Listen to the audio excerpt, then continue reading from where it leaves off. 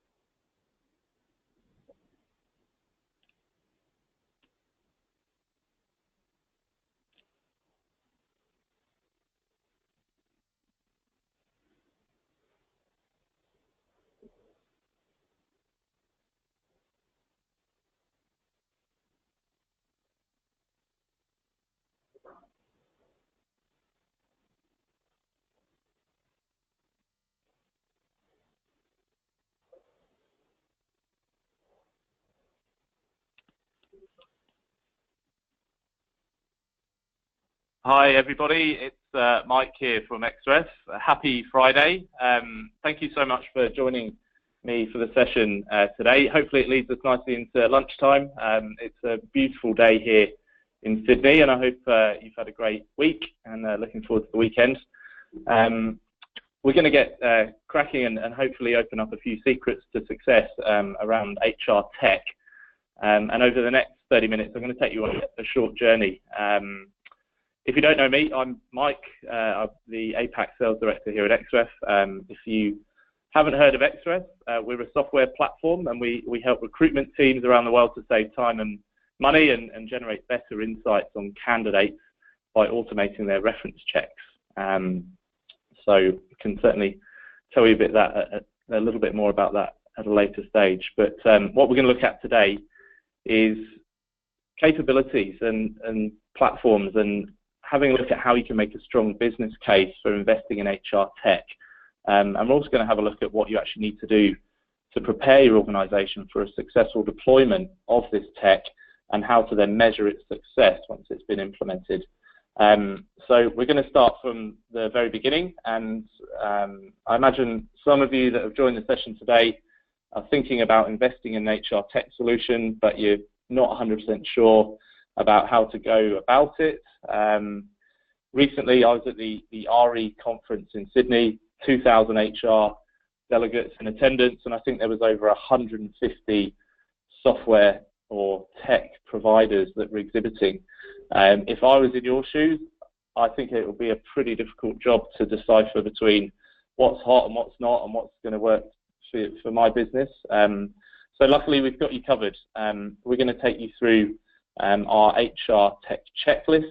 It's a couple of logical, common sense based findings that we think are going to really impact how you decipher between what's really right for your business when you're looking at this.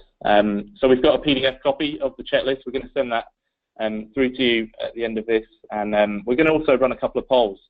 So love for you to get involved, and we've got some time for some questions at the end.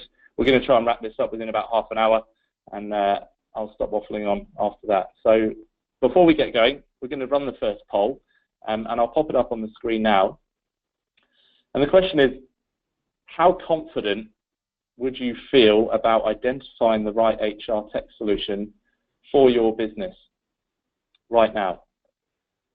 And the options are not at all confident, quite confident, or very confident. So I'll ask you please to cast your votes.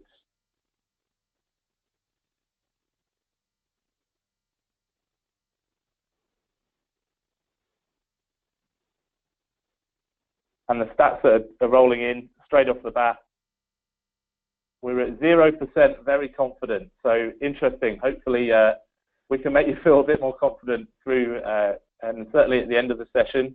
60% of you are not at all confident, and we've got 40% are quite confident. So let's get stuck into it. Investing in tech, it can, HR tech specifically, can provide you with really relevant data. It can enable you and your team to make better, more strategic decisions. I think when making a case for investment, it's important to be really clear about what you want to deliver and why, and focusing not just on the immediate benefits to the HR team, but also on how it will improve the business overall. You'll need to clearly work with all your key stakeholders in the business. You've got to make sure people are on board with what we're trying to achieve, and they're ready to assist you with any new introductions of the way of doing things in a different way and a better way. It can be quite daunting, I think, for people bringing new tech into the business, but as we walk through these steps, hopefully it ensures that you're picking the right tech, and that you've got a plan of how to actually transition this into the business and make the process much easier and seamless for everybody involved. So how do we identify a good HR tech solution? As mentioned, there's a wealth of tech-based platforms out there. They've flooded the industry. Everybody promises to offer the most cost-effective, the most efficient tech. They're all designed to solve archaic manual business processes, but with so many options out there, it is really difficult to differentiate. So we've got 7 steps to success, and I think the first thing that you've got to be asking yourself is it business critical?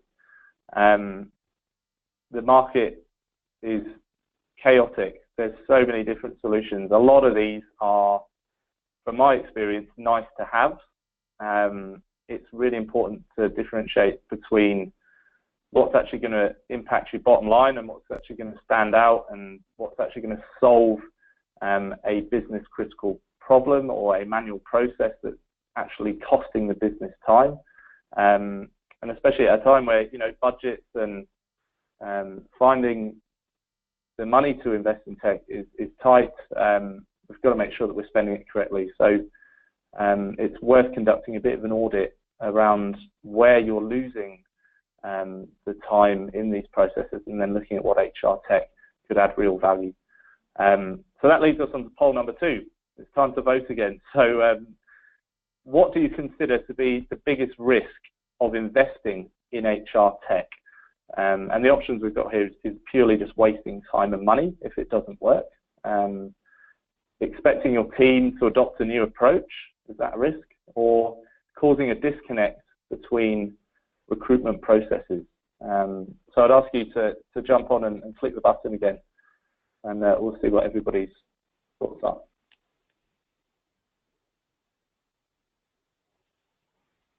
And early results, everybody's worried about wasting money and time. That's the obvious one. Few people causing a disconnect between recruitment process. Interestingly, not many of you are too concerned about expecting your team to adopt a new approach. And we're going to cover that at the end of this session, about how we can actually get our teams to embrace tech and make sure that it's used properly. So that's really interesting. It's actually at less than 10% that are concerned about that as being a risk. The second point, I think that we need to consider is it enterprise ready? Topics around legal, technical, commercial compliance, these are really high on the priority list for all of our businesses. Most online solutions tend to offer more security than you can get with a manual approach, but don't just assume they're all prepared to deal with the level of regulation and governance that you need. There's a huge heightened focus on data protection in particular. I think that there's a wealth of data HR teams are exposed to, and it's critical that we identify the tech solutions that can offer the security and the assurance that any data passing across them is correctly collected, stored, and managed. So while it can be really exciting and tempting to go with it, maybe a smaller tech startup that's looking to provide solutions to big business, a lot of the smaller tech startups are simply underprepared or not qualified when it comes to guaranteeing compliance. So make sure you're doing your due diligence at this stage. For Xref, from experience, we've hired a compliance manager. We have to ensure that we have a global privacy policy, that all of our data is hosted in the most secure place that it can be stored, that it's onshore, and it's questions like that that I'd be asking any potential provider. We're going to jump into another poll. It's poll galore today, and the third one question that we're going to ask you is, what are the common HR tech objections that you have or that you face from your colleagues? And the options here are: doesn't integrate with our existing ATS, interesting topic; difficult to use; going to take too long to implement; it will cost too much and offer poor returns; or just happy with the current way of doing things. And immediately, most of the responses are around time to implement, which is really interesting.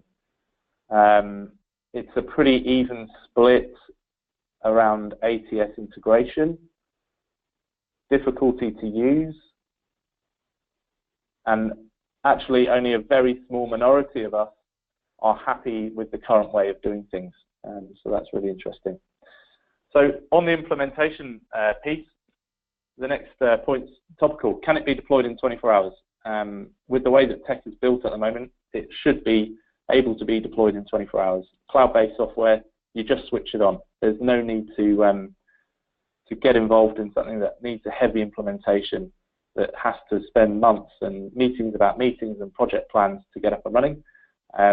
So it's doable. Everything is usually customizable. There's a lot of self-help, but in today's real-time market, it's got to be set up in 24 hours. Can it offer a significant ROI? Again, looking at the results of the last poll, a lot of you are concerned about poor returns. It's going to be a major objection. If a poor implementation is made, it wastes money. You're not going to be trusted to make too many more. You've got to make sure that the solution offers impressive returns. When we look at Xref, we've automated reference checks. So what's the cost of somebody doing a reference over the phone versus putting them through our automated process? And if it's more secure and it's saving time and cost, happy days. So you should be able to measure ROI pretty easily. Another observation is concern around integrating with our current ATS platform. So does the solution have an open API? A number of people have got reservations about plugging tech into tech because it seems too difficult. But I think the ability of an HR tech solution to integrate really is critical.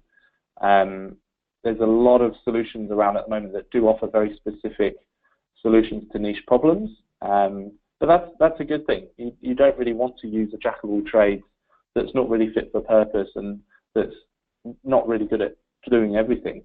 I think we should be looking at niche solutions that can partner with other complementary platforms to offer a more comprehensive service. So it goes a bit deeper than a simple technical handshake between the two organizations. It really it relies on you guys. It relies on consent, cooperation, commercial agreements between the providers.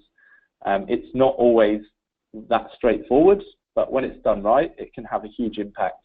And a huge part of our strategy at Xref is to integrate with the best ATS platforms in the market, because we want the user experience to be absolutely seamless. That leads us on to the next thing. It's about scaling, and can the solution scale with your business? Your HR challenges are unlikely to be the same from one week to the next, let alone year to year.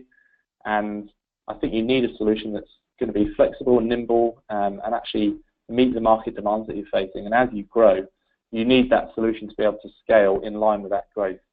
So if you're from a large corporate, you might have to take into account multi-language capabilities, global privacy policies, and all of that kind of stuff. So we need to make sure that that's teed up for success. Who owns the platform, or who owns the solution? So once you've implemented a solution, you've got to know it, you appreciate the service and the efficiency it offers. You really don't want to have to change it again, because that's a real pain. So you've got to find something that's got commercial stability. You know, privately owned apps that have been built on investment from a founder who's remortgaging their house, you could say that that could be a risky investment.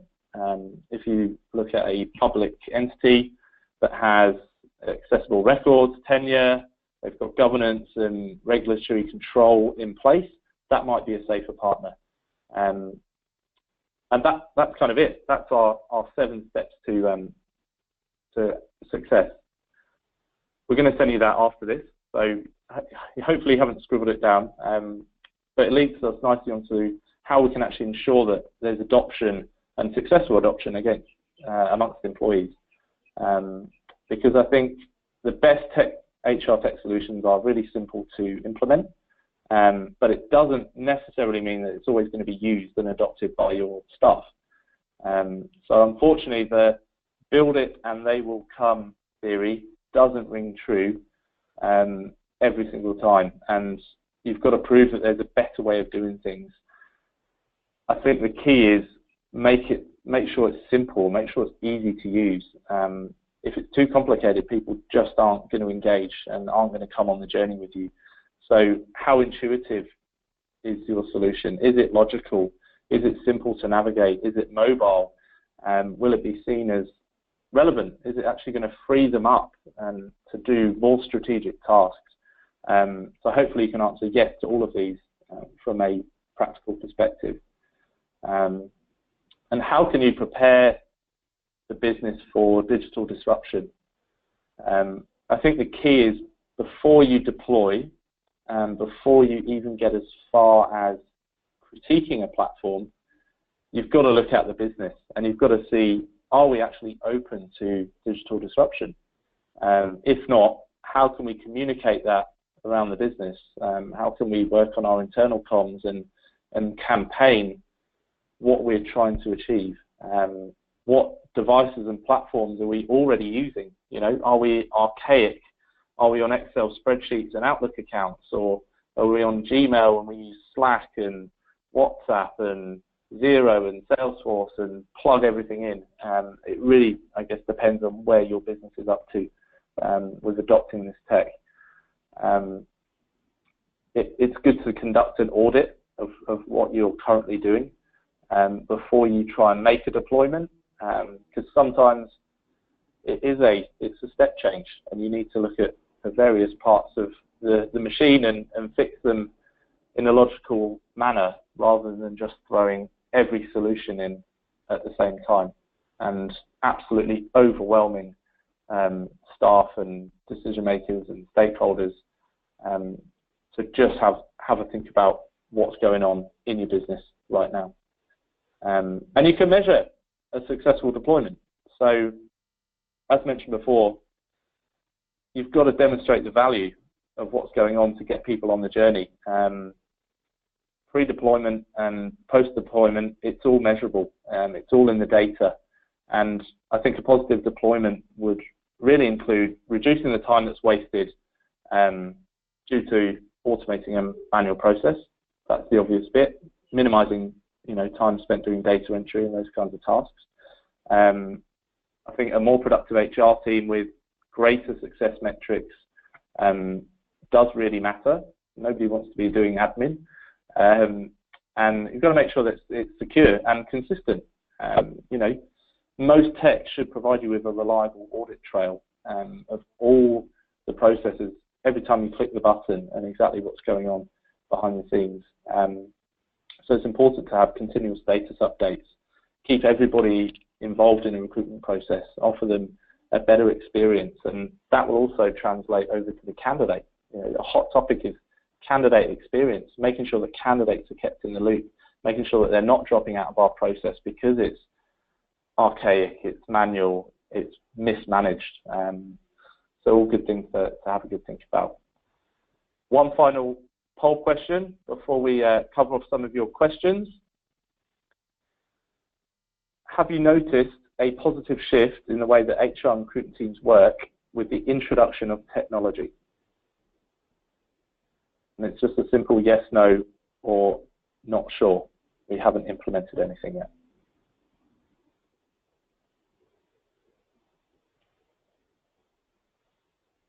And it's a resounding yes. There's a couple of we haven't implemented yet, but the majority who have ticked yes, I guess that's a good thing. It means that you've actually got some tech in your business. Might be interesting to then go back and reevaluate your tech using this checklist and just make sure that you've got best of breed. So I'm going to wrap it up. It's Friday lunchtime. Thank you, and I hope you enjoyed the session. We're going to send a recording. We're going to send the checklist over to you afterwards. But I just wanted to open up the forum to some questions, and I'm happy to respond.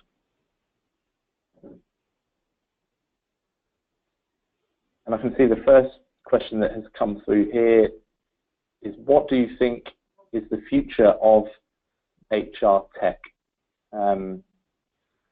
Great question. I think for me, HR is going to be mobile.